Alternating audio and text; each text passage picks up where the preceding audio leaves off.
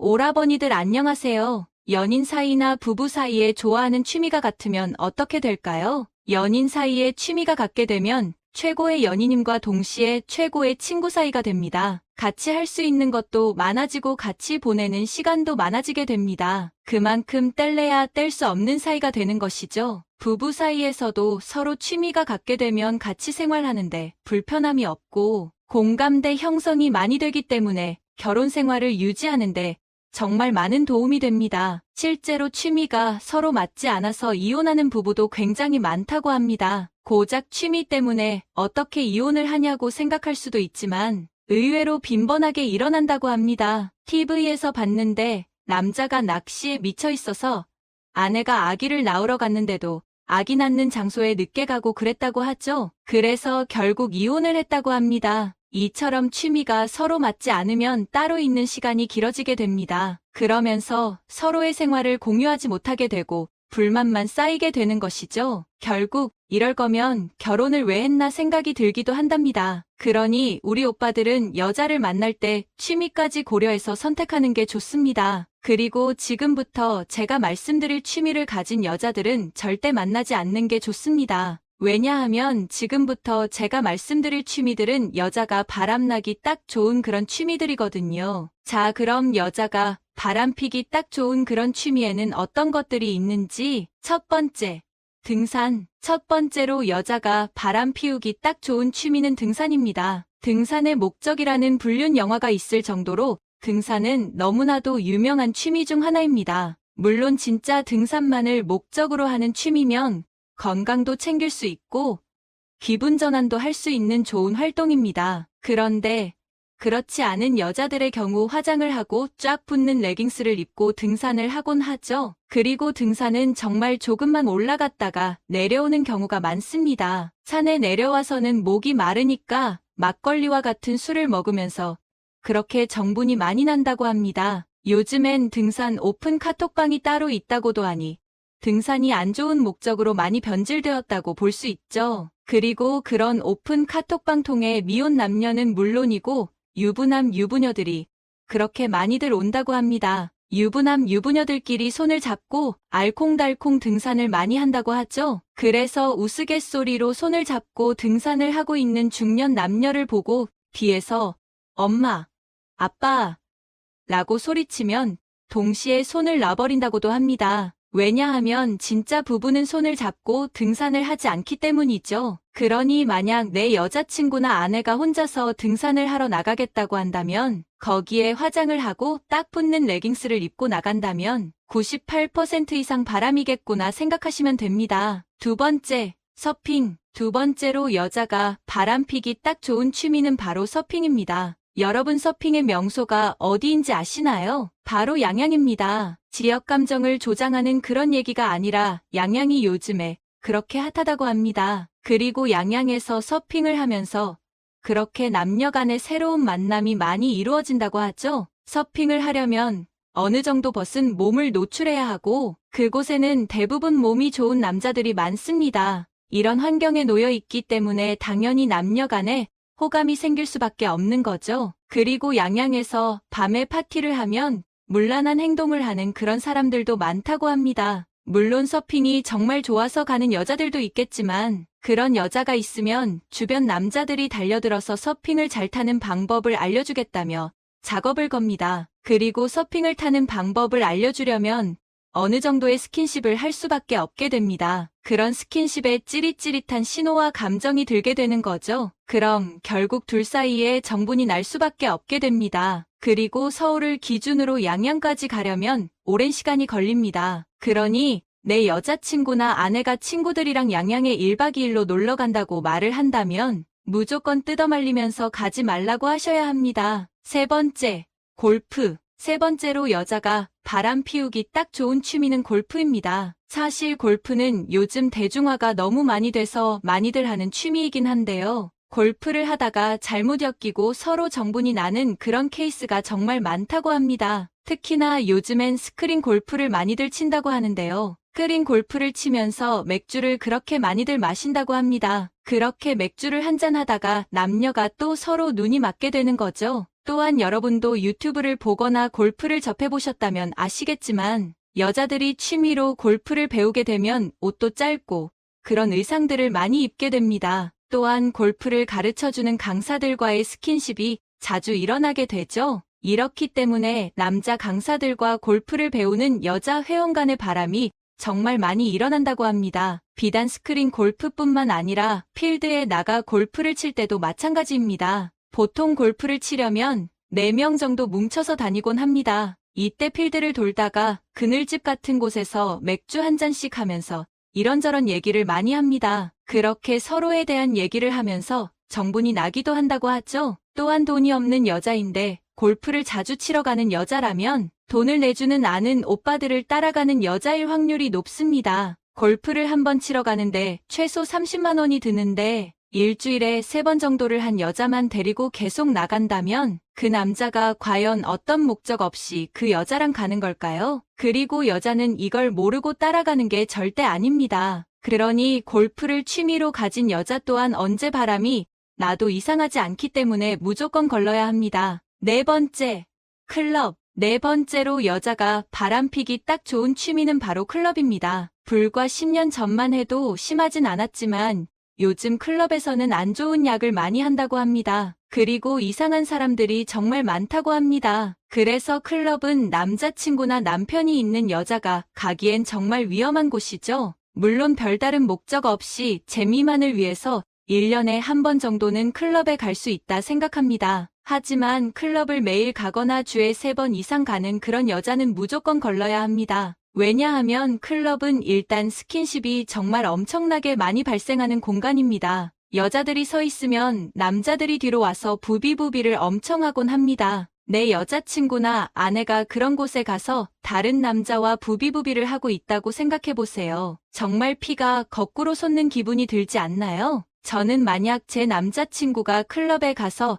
다른 여자랑 부비부비를 하고 있다면 정말 그곳을 잘라버리고 싶을 정도로 열이 받을 것 같네요. 그런데 물론 정말 춤추는 게 좋아서 클럽에 가는 여자들이 존재하긴 합니다. 하지만 이런 여자들은 정말 극히 일부입니다. 그리고 정말 춤만 추러 간다 하더라도 클럽의 분위기 자체가 단지 춤만 추는 그런 분위기가 아니기 때문에 분위기에 휩쓸릴 수 있습니다. 그러니 절대 클럽을 자주 가는 취미를 가진 여자는 언제 바람이 나도 이상하지 않기 때문에 무조건 걸러야 합니다. 지금까지 여자가 바람피기 좋은 취미 4가지에 대해 말씀드렸습니다. 물론 이 4가지의 취미를 가졌다고 해서 너무 선입견을 가지고 볼 필요는 없지만 그래도 높은 확률로 바람이 일어나는 그런 취미라 볼 수 있습니다. 그러니 이런 취미를 가진 여성들만 잘 걸러도 좋은 여자를 만날 확률이 올라간다 볼 수 있는 거죠. 여기에 추가로 SNS에 이런 취미들을 하는 사진을 자주 올리는 여자라면 100% 확률로 걸으시면 됩니다. 이제 오늘의 다음 콘텐츠로 넘어가겠습니다. 여자들이 원하는 불륜 상대의 조건은 여러 가지가 있는데요. 그 중에서도 유부녀들이 좋아하는 불륜 상대는 따로 있답니다. 오늘은 유부녀들이 선호하는 불륜 상대에 대해서 말씀드리도록 하겠습니다. 지금 바로 시작하도록 하겠습니다. 첫 번째, 과거 연인. 가끔씩 일탈을 하기 위한 상대가 아니라 외롭고 진실된 사랑을 받고 싶을 때 과거 만났던 전 연인과 바람을 피는 경우가 많습니다. 이렇게 과거의 썸남 혹은 연인을 다시 만나는 이유는 서로의 상황과 입장을 모두 터놓고 말할 수 있고 이해받을 수 있으며 이미 과거의 교류가 있었기 때문에 서로에 대해서 알아가는 번거로운 과정은 생략할 수 있기 때문이죠. 즉, 서로 마음만 맞는다면 아주 빠르고 쉽게 다시 사랑을 이어나갈 수 있는 것입니다. 이렇게 과거의 남자를 다시 만나서 일탈을 하고 싶어하는 여자들의 심리는 연애와 결혼은 별개라고 생각하고 자신은 항상 관심과 사랑을 받지 않으면 안 되는 여자라고 생각한다는 한마디로 불륜을 일종의 어쩔 수 없이 하는 것 정도로 생각합니다. 여기서 더욱 이기적인 건 현재의 배우자와의 관계도 잘 유지하면서 또 다른 사랑도 절대 들키지 않고 유지하고 싶어 한다는 것입니다. 한마디로 하나도 놓치지 않고 모두 손에 쥐려고 하는 마인드죠. 평소에 과거 남자에 대한 얘기를 종종 하는 여자는 반드시 조심할 필요가 있겠습니다. 두 번째, 소개팅. 요즘 일부 유부녀들은 학부모 모임에서 만난 지인을 통해 일탈 상대를 만나는 경우가 많다고 합니다. 보통 대화가 잘 통하고 마음이 맞는 자녀 친구 엄마와 솔직하게 다 터놓고 친하게 지내다가 자연스럽게 남자를 소개받는다고 합니다. 여기서 중요한 건 소개를 받는 상대 또한 자리에 나오는 사람이 유부녀라는 사실을 다 알고 있다는 것입니다. 이럴 수 있는 가장 큰 이유는 요즘 학부모들 중에서는 젊은 여성들이 은근히 많다고 하는데 아이들이 초등학교 다닐 때쯤이면 힘들었던 육아는 끝나고 개인적인 시간이 생기기 때문입니다. 바로 그러한 타이밍에 일탈을 하게 되는 것이지요. 여기서 눈여겨볼 점은 아무리 소심하고 내성적인 여자들도 한번 하는 게 어렵지 막상 경험해보면 별거 아니라는 생각을 하게 된다고 합니다. 그래서 들키면 어떡하지? 라는 생각보다 들키지 않으려면 어떻게 해야 하지? 라는 고민을 더 많이 한다고 하네요. 그리고 이런 방법을 잘 모르겠다고 생각될 때에는 소개팅을 주선해준 학부모와 차 한잔 마시면서 말도 안 되는 조언을 듣는 경우도 있다고 합니다. 세 번째, 연하남. 일반적으로 여자들은 연상에게 매력을 느끼는 경우가 많습니다. 남자들이 연하녀에게 매력을 느끼는 것과 같은 생물학적 메커니즘 때문이죠. 하지만 요즘은 물론 여자의 성향에 따라 다르겠지만 연하남을 찾는 여자들이 많아지고 유부녀에게는 한 번쯤 불륜 상대로 만나보고 싶어하는 여자들이 많다고 합니다. 유부녀가 나이 차이가 나는 연하남을 원하는 이유. 첫 번째는 신체적인 생물학적 매력입니다. 일부 여자들은 나이가 많아질수록 젊은 남자를 찾는 경우가 많습니다. 본인에게는 없는 젊음을 상대 연하남이 가지고 있는 것에 대해 매력을 느끼는 것이지요. 여자가 성욕이 강해지기 시작하는 것은 30대 중반부터 40대 중반까지라고 볼 수 있습니다. 나이로 볼 때는 폐경기 전까지이며 이런 이유로 임신이 가능한 마지막 시기이기 때문에 성욕 또한 강해질 수밖에 없는 것이지요. 여자가 아줌마가 되어서 비교적 강한 성욕을 가지게 되면 남자가 여자를 보듯이 남자의 신체적, 생물학적 매력을 주로 보게 되는 것입니다. 여자는 가임 가능한 마지막에 젊고 강한 유전자를 원하는 본능적인 심리를 갖게 되는 것이죠. 정리하자면 여자는 기존의 남자를 사회적, 경제적, 지위로 선택을 하였고 나이가 들고 아줌마가 되면서 남자의 신체적 생물학적 매력에 더 끌린다고 할 수 있습니다. 나이 차이가 많은 연상의 남편을 둔 유부녀일수록 젊은 연하남을 만나고 싶어하는 심리는 강해질 수밖에 없지요. 또 유부녀가 연하남을 원하는 두 번째 이유는 잘생긴 남자가 좋고 지배당하는 느낌이 없기 때문입니다. 유부녀들 중에는 귀여운 남자가 좋다라고 말하는 여자들이 있지요. 그런데 실제로 귀여운 남자를 좋아한다기보다는 잘생긴 남자를 좋아하는 것이라고 볼 수 있습니다. 귀엽게 구는 남자는 남성적인 매력이 떨어진다고 보는 여자들이 대부분입니다. 그럼에도 귀여운 남자를 좋아하는 유부녀는 그건 단지 그 남자가 귀엽기 때문만은 아니라는 것이죠. 한마디로 유부녀는 아저씨인 자신의 배우자보다 피부가 더 깨끗하고 탄력도 있으며 아저씨한테 볼 수 없는 잘생긴 남자에게 끌린다고 볼 수 있습니다. 또한 나이 차이가 많은 연상의 남편을 둔 유부녀일수록 불륜남에게 구속과 지배를 당하고 싶어하지 않습니다. 오히려 남자를 지배하기를 원하며 자신이 생각하는 방향으로 남자가 따라와 주기를 원하는 것이죠. 이런 점에서 일부 유부녀들은 나이 차이가 많은 연하남에게 끌리는 이유라고도 할 수 있습니다. 마지막 네 번째, 온라인 상대. 어플이나 특정 커뮤니티 사이트에서 알게 된 남자와는 진지한 사랑을 하기 위해서보다는 단순히 일탈을 하기 위해서 만나는 경우가 많습니다. 하지만 이런 가끔의 일탈 상대가 배우자 입장에서는 더욱 파악하기가 힘든데 그럴 수밖에 없는 가장 큰 이유는 필요할 때만 가끔씩 만나는 사이이기 때문에 자주 연락을 하는 것도 아니고 심지어 자신의 핸드폰에 상대 이름을 저장해 놓지도 않는 경우도 많으며 연락 후에는 반드시 흔적을 지우기 때문입니다. 또한 대놓고 배우자의 출근 시간에 맞춰서 만나게 되면 사실상 알 방법이 없죠. 그래서 더욱 깔끔하게 일탈을 하고 싶은 일부 유부녀들은 이러한 온라인상에서 일탈 상대를 찾고 있습니다.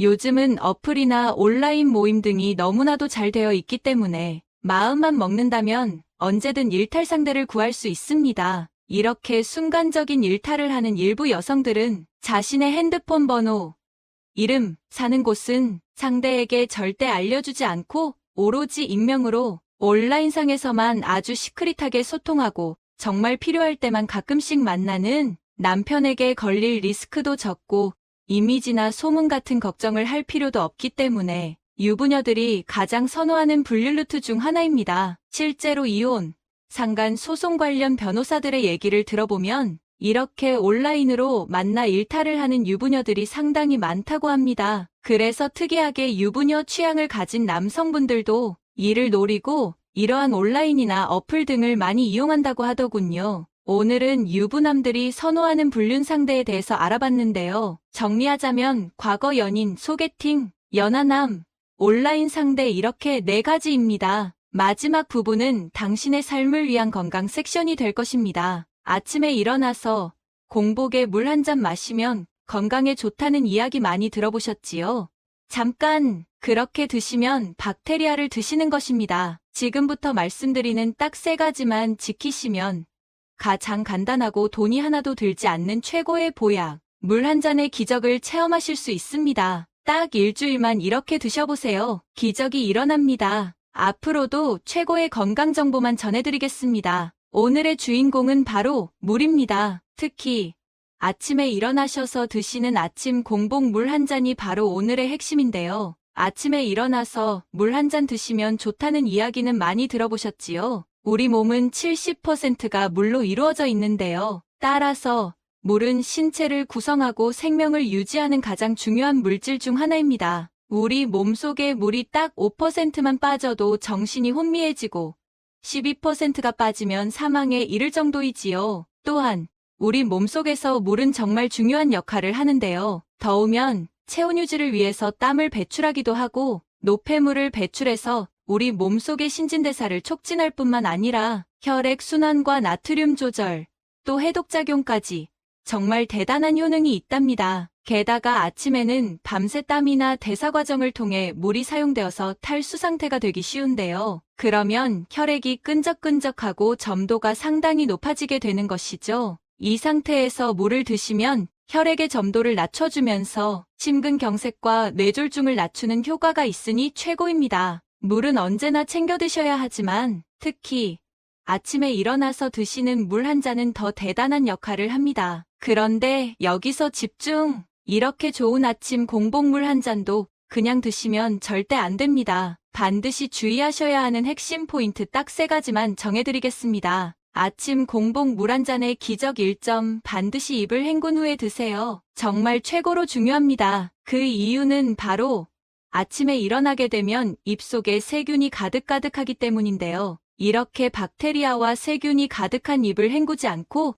그냥 물을 드시면 박테리아를 마시는 것과 같은 것이지요. 밤에 주무시기 전에 양치질을 하셨어도 밤새 일어난 신진대사 때문에 입안에 세균이 가득해지는 것이죠. 특히 따뜻하고 축축한 입속은 세균이 증식하기 정말 좋은 최적의 상태랍니다. 그렇다면 공복에 물 한 잔을 어떻게 드셔야 할까요? 바로 아침에 일어나자마자 물로 입을 헹궈내신 후에 드시면 됩니다. 양치질을 하실 필요 없이 물로 가글을 한두 번 해주시면 되는데요. 이런 간단한 과정만으로도 밤새 입안에 증식한 세균의 상당 부분을 효과적으로 배출할 수 있답니다. 잠깐!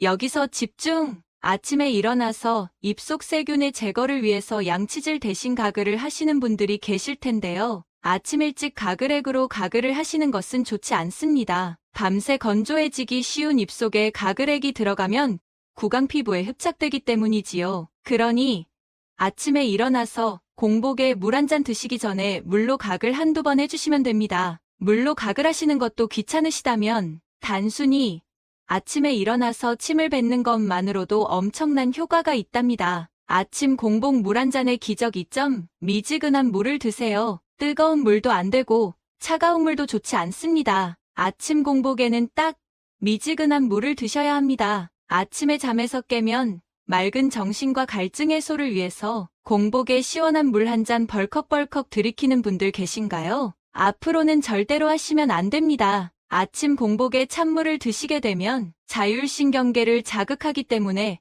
오히려 심장에 충격을 주게 됩니다. 혈액순환을 돕기 위해서 물을 드셨지만 오히려 혈액순환을 방해하고 부정맥 등의 심장 이상이 발생할 수 있습니다. 게다가 차가운 아이스크림이나 샤베트를 드실 때에 이가 시린 경험이 있으시지요? 찬물 역시 이가 시린 느낌을 주는데요. 갑자기 뜨겁거나 차가운 것이 치아에 닿게 되면 우리의 이와 잇몸이 엄청난 스트레스를 받게 됩니다. 따라서 찬물을 드시게 되면 치아를 형성하고 있는 범랑질과 상아질이 팽창하면서 치아에 균열을 발생시킬 수 있는 것이지요. 그래서 양치질을 할 때도 미지근한 물로 헹구라고 말씀드리는 것이랍니다. 오복 중에 하나인 치아, 꼭 미지근한 물로 입을 헹구고 아침에 챙겨 드셔야 합니다. 정확한 온도를 말씀드리자면 체온보다 약간 낮은 30도 정도의 미지근한 상온의 물이면 딱 좋습니다. 또한 차갑거나 뜨거운 물을 드시면 오히려 체온 유지를 위해서 에너지가 쓰이니 아침에 활기찬 에너지를 뺏기게 된답니다. 특히